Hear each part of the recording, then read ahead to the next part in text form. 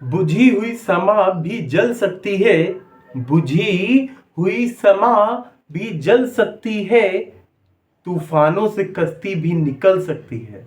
बुझी हुई समा भी जल सकती है, तूफानों से कश्ती निकल सकती है। यूं ना मायूस होकर बदल अपने इरादे, यूं ना मायूस होकर बदल अपने इरादे, कल तेरी भी किस्मत बदल सकती है। इसी विचार के साथ शुरू करते हैं आज की क्लास। स्वागत है आपका आपके अपने स्टडी चैनल स्टडी विद अर्पित पर। आज हम लोग नया चैप्टर शुरू करने जा रहे हैं, विद्युत धारा। और इस चैप्टर को शुरुआत से अच्छे से पढ़ेंगे और पूरे चैप्टर को लाइन से पढ़ते चलेंगे।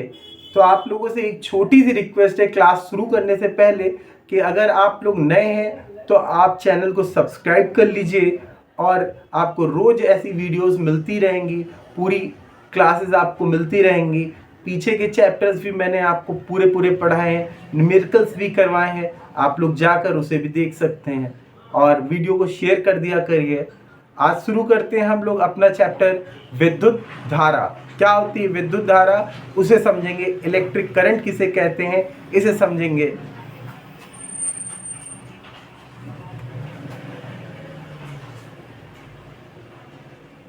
विद्युत धारा की बात करते हैं, इलेक्ट्रिक करंट।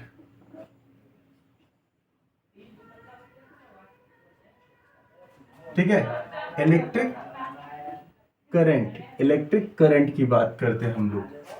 क्या होता है इलेक्ट्रिक करंट? आप लोगों ने एक डेफिनेशन पढ़ी होगी 10th क्लास में।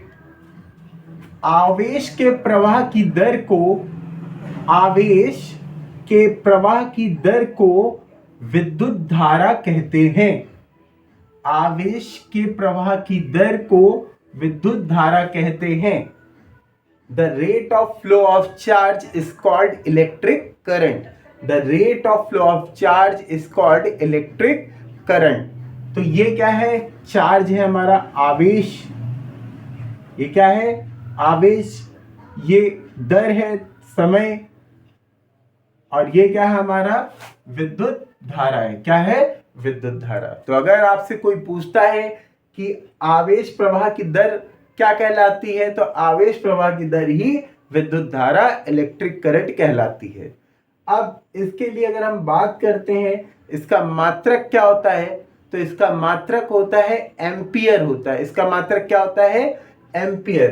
तो विद्युत धारा का मात्रक होता है एम्पियर होता है, याद रखेंगे आप लोग। ठीक है, विद्युत धारा का मात्रक क्या होता है? एम्पियर होता है। तो ये हमारा एक बहुत छोटा सा टॉपिक। भाई शुरुआत चैप्टर करते हैं किसकी? विद्युत धारा की। और सबसे पहले हमें यही पता होना चाहिए विद्युत धारा किसे कहते हैं।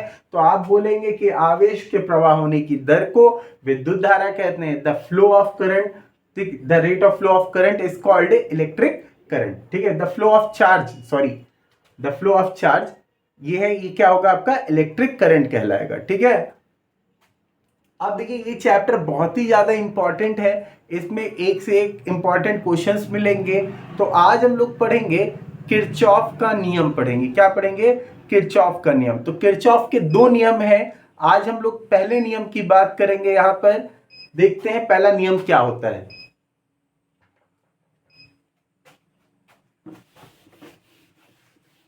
देखिए किरचॉफ के नियम की बात करते हैं हम लोग कि किरचॉफ का नियम क्या होता है, इसको समझते हैं अच्छे से।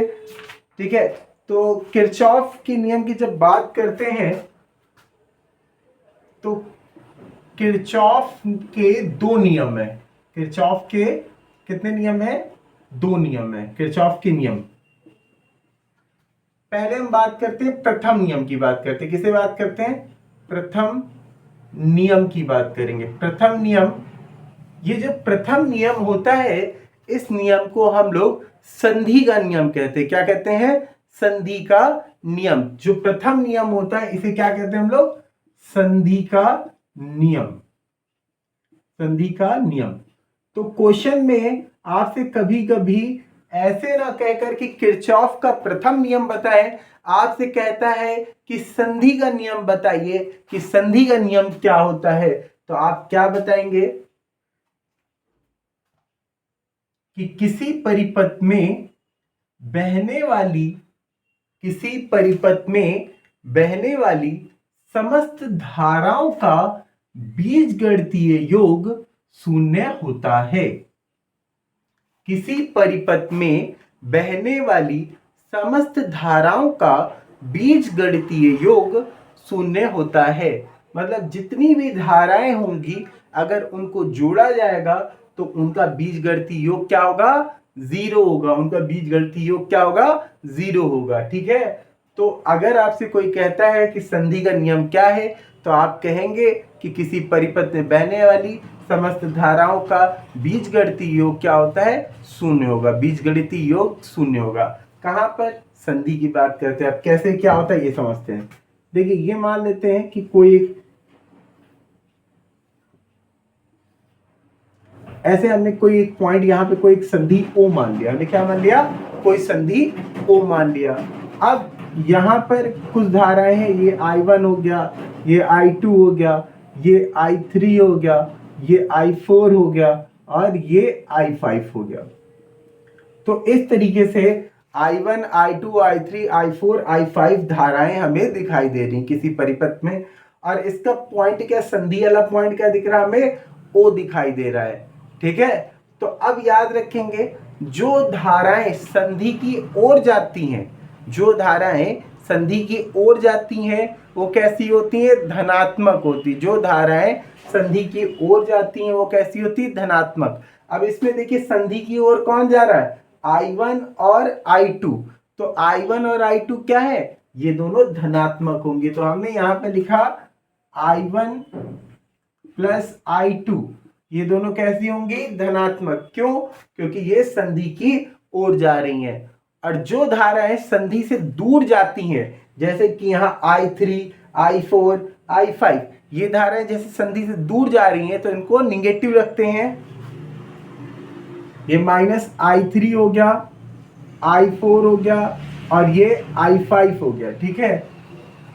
I1 प्लस I2 ये दोनों धाराएं प्लस थी। क्यों? क्योंकि संधि की तरफ जा रही थी। और ये माइनस की क्योंकि ये संधि से दूर की ओर जा रही हैं। अब नियम क्या कहता है कि समस्त धाराओं का बीजगणितीय योग कितना होना चाहिए? 0। तो मतलब इन सबको जोड़ा जाए तो आंसर कितना आना चाहिए? 0 आना चाहिए। कितना आना चाहिए? 0 आना चाहिए। तो हमने यहाँ पर 0 लिख दिया। अब देखिए ये जो प्लस वाली है ये इधर ही लिखे हमने रहने दी, और जो माइनस वाली उधर जाएंगी तो क्या हो जाएंगी? ये I3 plus I4 plus I5 हो जाएंगी। ठीक है। ये क्या हो गई भाई? माइनस वाली उधर गई तो प्लस की हो गई। अब देखिए यहाँ पर हम लोग बात करते हैं, यहाँ पर देखिए जो धाराएं संधि की ओर आ रही थी वो पॉजिटिव थी, जो संधि से दूर जा रही थी वो निगेटिव थी। और यहाँ पे हमें क्या पता चला? संधि की ओर आने वाली धारा तथा संधि से दूर जाने वाली धाराएं दोनों कैसी होती? बराबर होती हैं। क्या होती हैं? दोनों बराबर होती हैं। तो संधि की ओर आने वाली धाराएं कौन थी? I1, I2। दूर जाने वाली ये। तो दोनों को अगर जोड़ा जाएगा तो दोनों क्या होंगी? बराबर। और याद रखिएगा जो किरचॉफ का प्रथम नियम होता है, ये प्रथम नियम आवेश संरक्षण को प्रदर्शित करता है। किसको प्रदर्शित करता है? आवेश संरक्षण को। ठीक है। आवेश संरक्षण को प्रदर्शित करता है। आवेश संरक्षण को प्रदर्शित करता है। क्यों? क्योंकि आने वाली धाराएं और जाने वाली धाराएं दोनों कैसी हैं? बराबर हैं। ठीक है। दोनों कैसी हैं? बराबर हैं। तो क्वेश्चन कई बार ऐसे हम लोगों से पूछ लेता है कि किरचॉफ का कौन सा नियम आवेश संरक्षण को प्रदर्शित करता है। अगर आपसे कोई एग्जाम में क्वेश्चन ऐसे लिख के आए कि आवेश संरक्षण का सिद्धांत कौन सा नियम प्रदर्शित करता है तो क्या कहेंगे? प्रथम नियम करता है। और प्रथम नियम को और किस नाम से जानते हैं? संधि के नियम से जानते हैं। किसके नाम से जानते हैं? संधि के नियम के नाम से जानते हैं। और नियम क्या कहता है? समस्त धाराओं का बीजगणितीय योग 0 होगा। हमने यहाँ पर देख लिया, ऐसे एक उदाहरण के रूप में आपको हमने दिखाया कि भाई I1, I2 संधि की ओर जा रही थी, I3, I4, I5 संधि से दूर जा रही थी। तो इसलिए हमने क्या किया? संधि की ओर आने वाली धाराओं को प्लस में लिखा और संधि से दूर जाने वाली धाराओं को माइनस में लिख दिया और सबका योग कितना हो गया 0। प्लस वाली एक तरफ हो गई, माइनस वाली एक तरफ हो गई।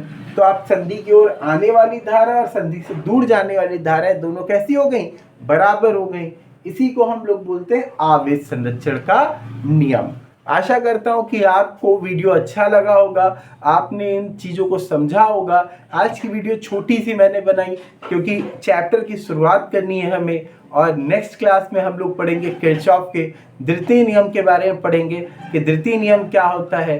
धीरे धीरे क्लास हमारी रन होती रहेगी और आप लोग प्लीज़ शेयर कर दीजिएगा, जितने भी हैं दोस्त हैं उन पे शेयर कर दीजिएगा, नए हैं सब्सक्राइब कर दीजिए, कमेंट जरूर कर दिया करिए कि क्लास कैसी लगी आपको। आपके लिए अच्छा से अच्छा कंटेंट लाने की कोशिश करते हैं, आप डेली का डेली नोट जरूर कर लेंगे। Thank you so much.